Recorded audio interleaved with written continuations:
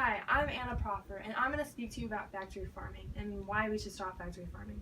So, many animals in factory farms will never be able to raise families or see the sunlight or build nests or even get to roam or graze green pastures due to factory farming. Instead, they'll be crammed into crates and cages with the filth of all these other animals. So an organization that truly cares about these animals and these issues is ASPCA, which stands for the American Society for the Prevention of Cruelty to Animals. So this organization has like a website to inform the public of what's actually happening in these factory farms.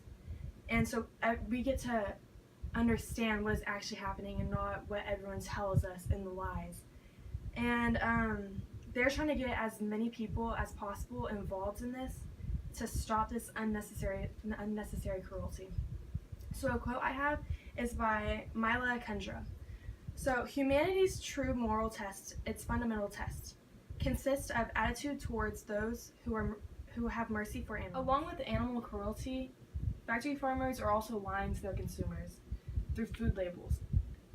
When it comes to food labels, they may become confusing or misleading.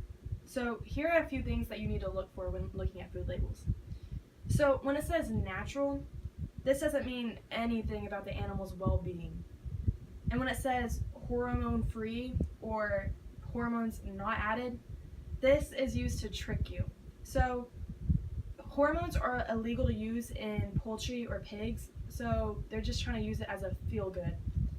When it says cage-free, when it comes to eggs, this label indicates that chickens are not raised in battery cages, but this does not exclude cramped open sheds, which is just as bad. So don't always trust your food labels, because most of the time they can be misleading and sometimes they don't even mean anything.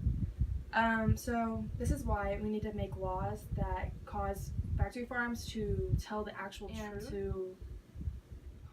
Factory farmed animal laws is my next point. So the animals with the least amount of rights is, you guessed it, factory farmed animals, such as chickens. So chickens are crammed into cages with other chickens, and they don't even have an inch of space to even move.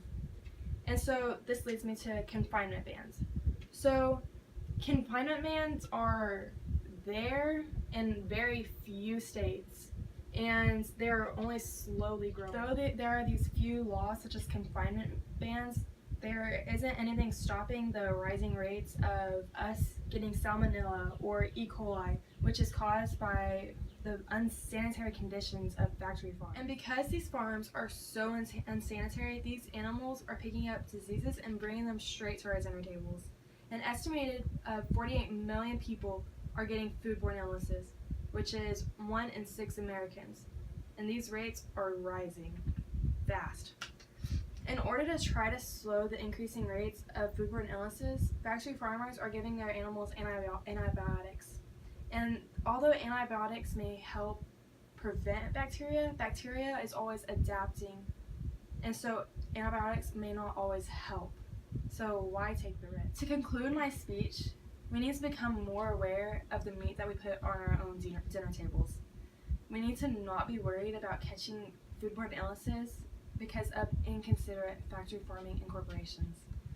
Not only should we be able to trust that these animals aren't being continually mistreated, such as pigs that are stuck in cages with millions of other pigs in their own filth, and that's what they grew up to always know, but that it isn't risking our own health.